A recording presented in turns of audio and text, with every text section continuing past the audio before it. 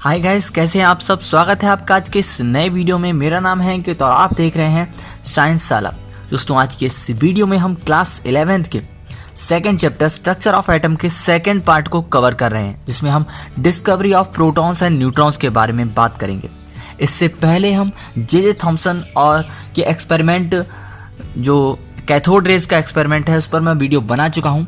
पिछला पार्ट मैंने कवर किया है। इससे पहले मैं फर्स्ट चैप्टर के भी सारे पार्ट बना चुका हूँ। आप आई बटन पर क्लिक करके दोनों चीज़ों को देख सकते हैं। तो बिना देर किए वीडियो शुरू करते हैं। वीडियो पसंद आए तो इसे लाइक करें। ऐसी वीडियोस के लिए हमारे चैनल साइंस साला को सब्सक्राइब भी करें।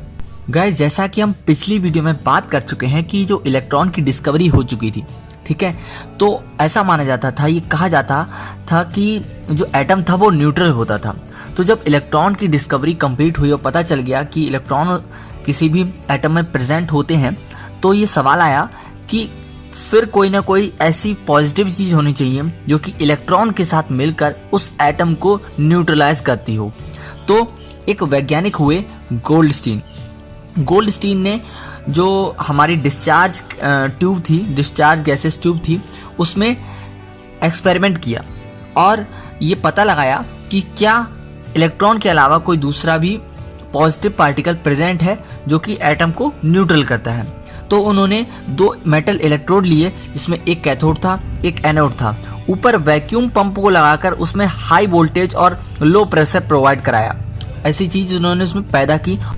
और दोस्तों, जो हमारा कैथोड था उसमें बीच में कैसे होल्स कर दिए, ठीक है। जो हमारा ये वाला इलेक्ट्रोड था, जो कैथोड था नेगेटिव चार्ज वाला, उसमें बीच में छोटे छोटे होल्स कर दिए।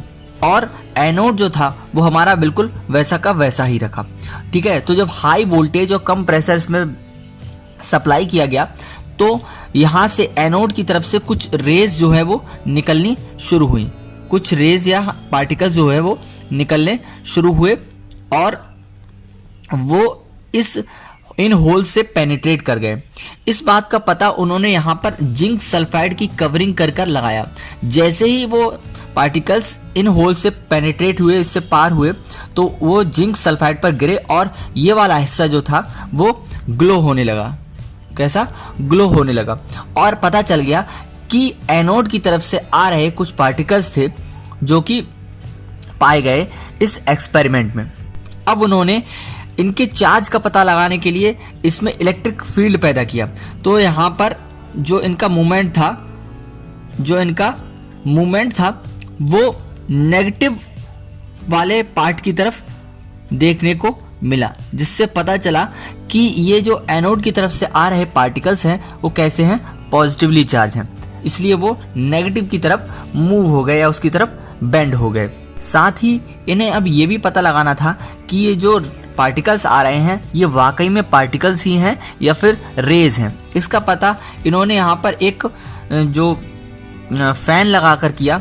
यहाँ पर एक थोड़ा सा चक्का सा लगाया। जब ये रेज इससे पार आई, इन होल्स से पेनिट्रेट की, तो वो घूमने लगा, सर्कुलेट होने लगा, जिससे पता चला कि इनमें एक पार्टिकल्स का नेचर है, ये सॉलिड फॉर्म में है, जिससे कि उसे घुमाने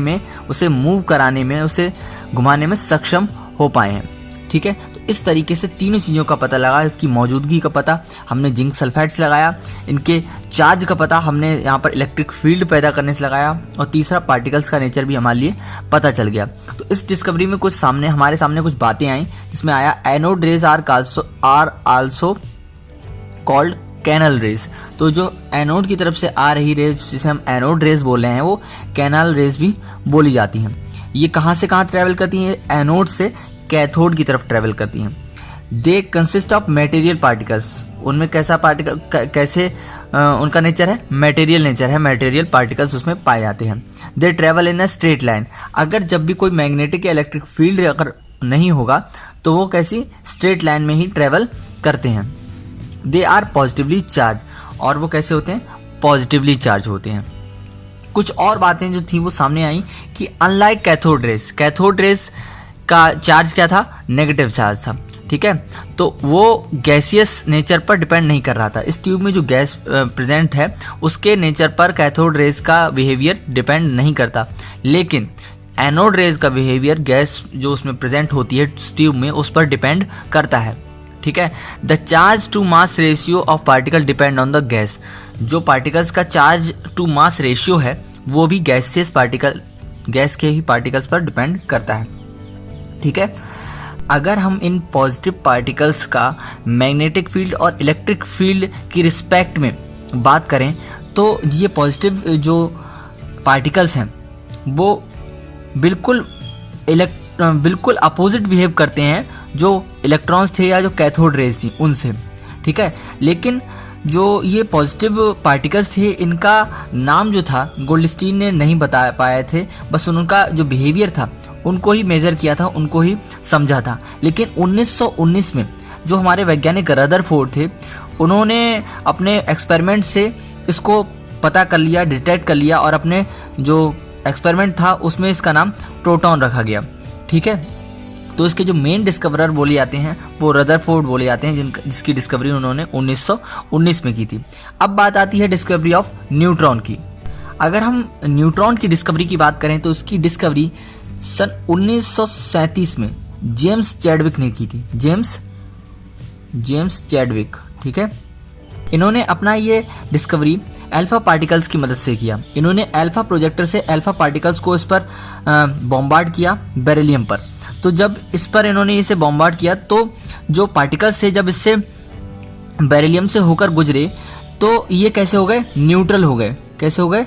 न्यूट्रल हो गए। और इसका पता उन्होंने इलेक्ट्रिक फील्ड और मैग्नेटिक फील्ड को इसके चारों तरफ जनरेट करके पता किया, क्योंकि अगर ये इन पर कोई चार्ज होता तो वो डिफ्लेक्ट होते, उससे जो चारों ओर इसके फील्ड बनाया गया था। लेकिन ये बिना डिफ्लेक्ट हुए सीधे ही रेखा में चलते चले गए। इसका मतलब क्या हुआ कि ये अब कैसे हैं? न्यूट्रल हैं। और जब ये एक्सपेरिमेंट पूरा हो गया तो इनका जो मास था वो ऑलमोस्ट इक्वल था प्रोटॉन के।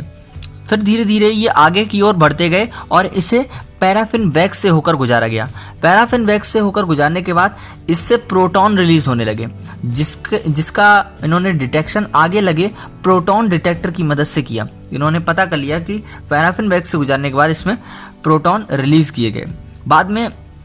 बाद में जो अल्फा पार्टिकल्स बेरिलियम पर बम्बार्ड किए गए थे और वो जो न्यूट्रल हो गए थे तो उनका कारण क्या था? इनमें प्रेजेंट न्यूट्रॉन ही थे। ठीक है, तो इस बात की डिस्कवरी, इस बात का पता उन्होंने अपने इस एक्सपेरिमेंट से लगाया, जिसकी खोज जेम्स चैडविक ने की थी। तो गाइस ये थे हमारे दोनों एक्सपेरिमेंट, या हम कह सकते हैं 2 डिस्कवरीज, जिसमें प्रोटॉन की डिस्कवरी हमारे गोल्डस्टीन ने शुरू की थी, लेकिन 1919 में इसे रदरफोर्ड ने एक नाम दिया अपने इस एक्सपेरिमेंट के थ्रू।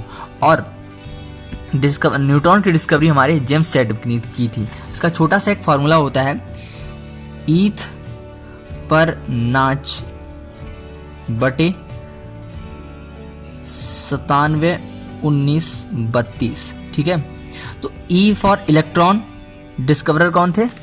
थॉमसन थे। डिस्कवरर कौन थे? थॉमसन थे। पर प्रोटॉन डिस्कवरर कौन थे? रदरफोर्ड। रा से रदरफोर्ड। ना से न्यूट्रॉन डिस्कवरर कौन थे? चा से चैडविक। अब इसकी डिस्कवरी, इलेक्ट्रॉन की डिस्कवरी 1897 और 19 की यानी कि 1919 और 32 यानी कि 1932। तो आप इस तरीके से इनके जो डिस्कवरर हैं और जो उनकी ईयर हैं उस तरीके से याद कर सकते हैं। ईथ पर नाच बटे 97 19 32। पहला 1897, दूसरा 1919 और तीसरा 1932। ठीक है, तो आज की वीडियो में बस इतना ही। उम्मीद है आपको वीडियो पसंद आई होगी। अगर आपको पसंद आई तो वीडियो को प्लीज़ लाइक करें। ऐसी रेगुलर वीडियोस के लिए हमारे चैनल साइंस साला को सब्सक्राइब करें और पुराने पार्ट देखने के लिए आप आई बटन पर क्लिक कर सकते हैं। मैं मिलूंगा हमारी अगली वीडियो में, तब तक के लिए गुड बाय।